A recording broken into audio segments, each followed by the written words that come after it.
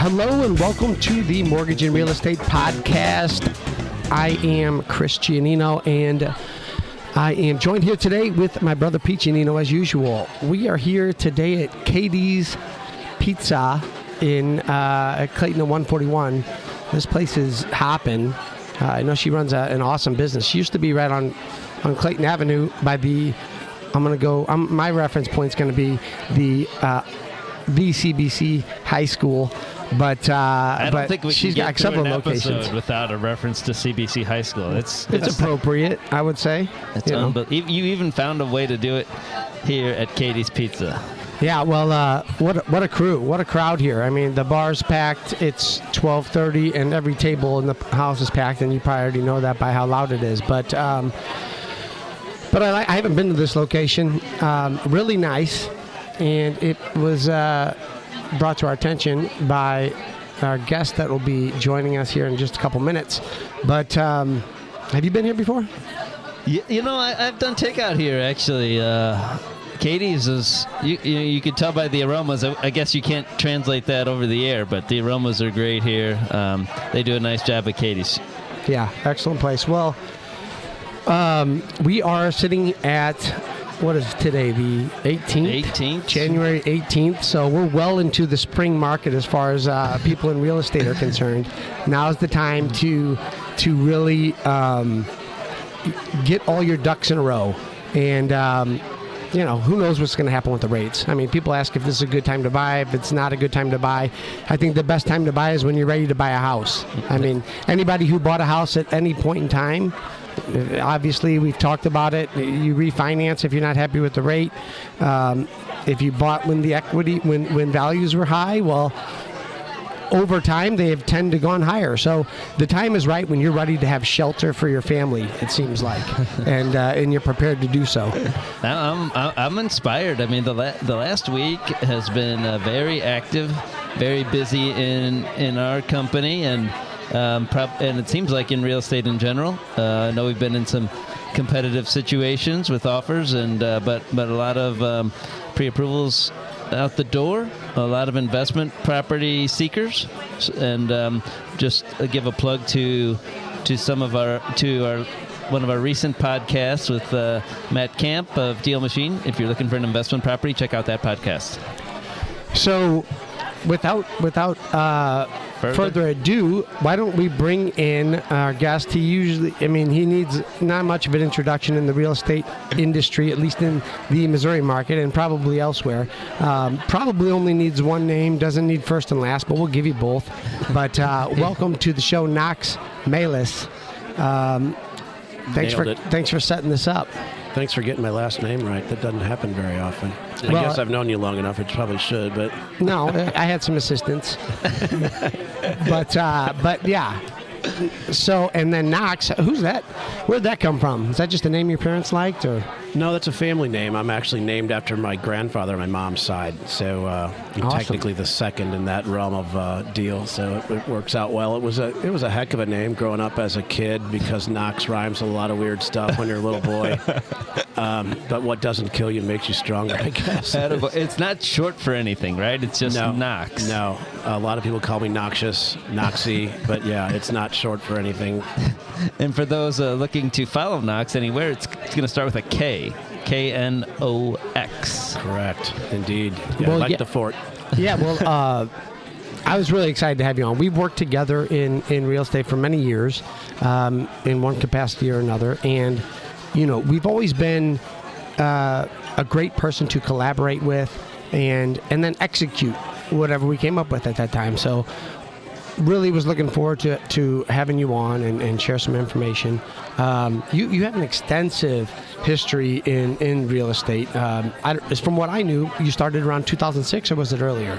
Yeah, that's about right. Okay. And then you worked in the title industry, and then maybe after that for a while, you were involved with, you were a marketing strategist, right, for an organization. And a lot of that does go hand in hand with title as far as running the company. And even had some identity theft consulting. Is that right? That is right, yeah. That started kind of as a hybrid. It is sort of parlayed into what we were doing in the title business. Prior to the title business, I was a corporate guy and in the fiber optic business and communications and things like that. Did that for about 15 years, right out of college. And I always tell people this is kind of my second gig of my entire adult life almost, which is pretty unusual these days. You know how that is. But started out in real estate investing too. So back in the day, I was doing small development and rehabs and flips and things like that on kind of a side hustle. And then it met my partner Bruce on the integrity side. And as a St. Louis guy, not originally from here either, but we met at the Lake of the Ozarks, just bumming around with everybody, having a lot of fun, and kind of realized, hey, maybe you can come in and create some ownership and help grow it. And that's what we did about 17, 18 years ago now. So it's been a fun ride. It's been a lot of ups and downs, but you certainly can't complain, right? I always tell the younger folks in the industry, you got to, in a time like this, you got to make it through some of the hard times, take your lumps, stick with it to get some real street cred in the business like you guys have done. We've all been there where, man, there have been times when it was hard to eat, make payroll, whatever you want to say. But one of the things I've always liked about working with you guys and your organization through your being with bigger corporations until you branched out on your own is we were always eager to collaborate with each other and find ways we could help our fellow real estate agents and so forth find more ways to gain business, not just bring us business, but help them find it. And by that is sourcing data, which we provide extensively. And you guys were always great on the electronic side and helping people with video and things, especially when that was a fledgling industry and everybody's just scared of it. Like, well, I would love to do something on Facebook Live, but I don't know, I have no idea how to do it. I don't know where to start. And you guys were great about taking people under your wing and creating an environment that was conducive for them to do that. I always respected that about you, and I feel like you were some of the pioneers to do that, quite frankly. Yeah, I appreciate that. We took a lot of pride in that. I mean, we had a good, that's the good thing about having several team members where you can put your focus in different areas. You don't have to let production slide if you're going to focus on the marketing aspect and vice versa. And I'm sure you guys, that's a big part of the title as well. I mean, when you go from a refinance flood like you experienced, and then to go into, I don't know, on the title side, I know as real estate agents and I know as mortgage professionals on title, where is the slack picked up? If purchases are not as abundant and refinances are almost to a screeching halt, how do you manage the ebbs and flows as someone who manages the business? In the mortgage industry, the big companies tend to hire a ton of people, and then they lay a lot of people off when times are slow. And a lot of it has to do with the quality of the people that you have in your industry. I know that, as a company, Integrity Title Solutions, you guys are structured upon service, efficiency, and professionalism, and those are the reasons that we work with you often, is because what we provide to our clients a lot of time is speed and professionalism, but our speed means nothing if we don't have a title company next to us that can work at the same speed. But going back to the first question, how do you guys handle that with the ebbs and flows of the industry? There's no magic answer to that, as you know, but what we've always promoted is be involved with people like yourselves in the industry that don't just want to take business. I mean, of course, we all want to get repeat business from repeat clients, and naturally that's part of the relationship building, but it's a cliche almost anymore, but relationships are key. And by relationships, they're two-sided. So in the title business, a lot of times I don't have a lot of referrals to give to people because by the time I find out about it, they've already chosen their lender. They've already chosen their real estate agent. I don't have a lot of opportunity. Now, if a family member comes to me, I've referred business to Chris and stuff before. When a family member says, hey, I want to buy a house, I need a lender, and there's somebody that you know that would work really well with them and that doesn't have a one-size-fits-all approach, which some of your competitors do, and it's no fault of their own. Just like sometimes insurance. If you're going to go with a certain insurance provider and all they do is work with their one underwriter, it's tough sometimes because it ebbs and flows. To your point earlier, sometimes homeowner rates are great with one company, sometimes they're not, and it's nice to be able to shop that, and you guys have the ability to do the same thing. So collaboration is king. It's getting together, doing things like we're doing today, being not just colleagues but friends, so that we can be honest with each other when something's hard. Is there a way we can get it done? Hey, this is a crazy deal, Knox. You know what? These clients have went through a lot. It's going to be tough on my end. It's a lean deal. Can you help me out? And we always do that for you guys, and make sure that we're there for the consumer ultimately, because they're the ones that refer our business to us, and real estate agents are a big part of that. So we want to try to help them. And by helping them, I mean just sometimes it's get out of your own way. How do you find some data? How do you source information about farming out a neighborhood where you want to market to them? They don't know how to do it. The data companies have all been, the smaller ones that were easy have all been gobbled up by the big dogs now in that environment. So finding leads in that environment is not as easy as it used to be. And some of it's just word of mouth and having good friendships and people that you can confide in when you need it. So to your point, the ebbs and flows, you stick to your guns, you go back to the basics, you do the things you need to do every day, which is reaching out to people and trying to help them. A lot of people in the consumer's mind right now are just scared, right? They don't necessarily need to be. There's so many terrific loan programs out there that make them feel a lot less pain than they think they're going to. Yep. But all they hear about is gloom and doom, and I always say, when the market shifts like it's done, obviously the last few months, the deals don't come from all the same places. So you've got to be out there helping them find opportunities and educating them about ways that they can find a transaction, or they can find a house that fits their needs. Don't worry about the market. You're not married to your mortgage. You can refinance your mortgage in a few months if you need to, for goodness sake. But having good loan programs and strategists that help you out is, I think, key. You can't. It's impossible and really foolish to set aside the importance of relationships and business development, but if you were to just talk about your company, Integrity Title, in terms of some of the tangibles that Integrity might be able to offer, maybe it's a product, maybe it's an underwriting opportunity, or a type of transaction that you specialize in, could you please focus on some of those items? Sure. I mean, some of that just goes hand in hand with what you just said. We've had some of the same underwriters that we've had since our inception. That's been over 20 years now. And you develop relationships knowing that you do solid business with them. And then when you get a deal that, as I say, has a little hair on it, at no fault of necessarily anyone's, right? It's just there's something on title. There's been something that's clouding title. Is there a way to get it done? If it's not just black or white, can we still get this across the finish line? And because of our relationships with our underwriters, they trust us. They know our judgment. We've got more than one attorney on staff that's always there to review documents and help out when need be, to try to find that proverbial square peg in a round hole and make that thing kind of fit where you need it to. So, to your point, Pete, I think you have to be creative at times, and by creative, I sometimes that connotates a negative term, if you will, but it's not about creativity. Just means, is there a way? Nobody wants to do a bad deal, but they only know what they know, and if they can come to us and say, this way won't work, but if we just do this, that will work, and we'll get our underwriters on board with it, and that way you guys can close a deal and make a real estate agent and perhaps an end user very happy, knowing they can get it done. And it's about education. Don't be scared of the market. Right now, it's a tough market in certain instances, but a lot of good real estate agents, I say, it's not a tough market at all. You just have to be a little bit more creative about how you approach it, and it's a mindset kind of thing. It's a cliche as that sounds.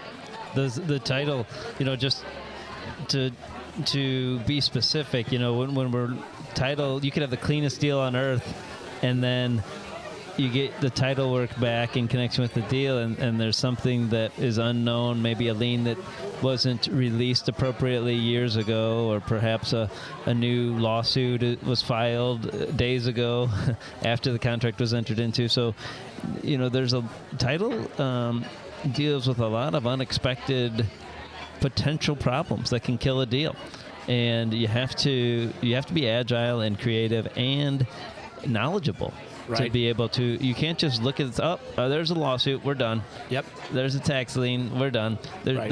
There are so many solutions we've worked with your company to do that. What are some of, and how do you do that as a company? What are some of the things you train on or teach your closers, processors to review in connection with, without giving away all your secrets? Yeah, that's a great segue, though, because the bottom line here, like any business, it's your team. If you have a group of closers that have seasonality, by that I mean been doing it a long time, they've seen a lot of different things. We tell people, don't just, when you know that deal does not look right, don't freak people out about it. Say, you know what, this is interesting. I'm going to need to do a little homework, but we're going to do everything we can to get it done. And our team's so terrific about that with their knowledge, their experience, and the ability to say, hold on a minute, I'm going to talk to Knox, I'm going to talk to Bruce, or some of the people in the back office to see if there's a way we can get this done without, it's easy to say no, right? Because then it's done. I don't have to be worried about it, because a lot of times when you don't say no, there's a lot of work that goes into getting that deal across the finish line. But let's face it, none of us make any money if it doesn't close. Right? So at the end of the day, we all want to do that. If it's not for selfish reasons, it's just by simple karma, I would almost say. Yep. Help people out that remember it. And so we do that very well. Our team is very knowledgeable, whether it's construction dispersing, it's commercial, residential, investors that want to do things on a flip type environment. That's almost like a bad word in our industry, but it's not. It doesn't have to be if it's done right. And most people, like I said before, they don't want to do something that's not right. They just don't know what they don't know. 100%. And I do want to touch on some on some how we've worked with your team before and how that's made a big difference in the transactions that we've worked on. Let's take a quick break, put our order in, and then we'll come right back to touch on that. Sounds good. Okay, we're back. Next. So, yeah, what I was talking about was, in the title industry or in any industry, we all need to collaborate and work together, and things work so much more smooth, and you can do things that normally aren't possible when you have a unified group, a unified team that is all, not only are they on the same page, but their willingness to be on the same page. So like the appraiser, hey, we're going to need this back within a day. The title company, hey, can you rush this one for us? And then just saying yes in a manner that is doesn't dampen the mood of the transaction goes a long way, because when you have 4 people, 5 different companies involved in a transaction, everything changes when everybody's on the same page and wants the same thing. It's drastic, the difference. And Integrity's provided that. So a big shout out to you guys for doing that. I can introduce people to your company with confidence because of the employees at your company and the way that they step up when and also staying calm and just finding a solution. I don't want to say it's rare in the industry, but it goes a long, long way when that happens. No, excellent point. When you get everybody marching in the same direction, it's a lot easier, right? You can all be on the same track, but you still got to be moving, right? You're going to get run over. And so at the end of the day, what we try to instill with our closers, this is probably most all the time one of the largest purchases these people are going to make in their lives. I don't care if it's the second or third time. It doesn't matter. It still is. And so there's a lot of stress that goes into that. There's a lot of anxiety in that, because now people try to rush things a lot more. We're lucky and fortunate we can do that because our production team, the people that do the search examination of all the titles, are in-house. So if you need something by tomorrow, I hope you don't ask for that every day, by the way, guys, but if you need it by tomorrow, we can generally do it. If it's in a county where we're electronically bonded, so to speak, and we can do that in Lake of the Ozarks and Kansas City and Festus and all the different markets that we operate in through companies that we've been able to expand through all the, actually we've got stuff going now in Florida and in different places. So I was just going to ask about your market breadth. Can you talk a little bit about where you are locally and then beyond? Sure. So we've actually embarked, and we have some different companies now, some different joint ventures that we've done with major real estate companies like Keller Williams, et cetera. that's allowed us to create, opportunities in different markets. So we've got Arkansas, we've got Missouri, Illinois, Kansas, Arkansas, Florida, Colorado will be coming online in the not so distant future. It's always scary to expand in a slower market, but that's also the time when you have to step up and do that, because you can find quality talent that may have been downsized at another organization at no fault of their own, whatever the case may be, and you kind of take that leap of faith. So we can kind of do things through Allied Resources all over the country. We have data solutions that help, that at very reasonable costs that allow agents to go out and prospect and find opportunities, or lenders like you guys that allow you to, when you find an anomaly in the rates or a certain program that you might have access to that others don't, that allow you to help people refinance in situations they otherwise might not have been able to. We help people find those opportunities, and have been doing that for a long time, and I don't know of anybody else that's that does. huge. Yep. Been able to take advantage of that innovation on your guys' part, and certainly very grateful for it.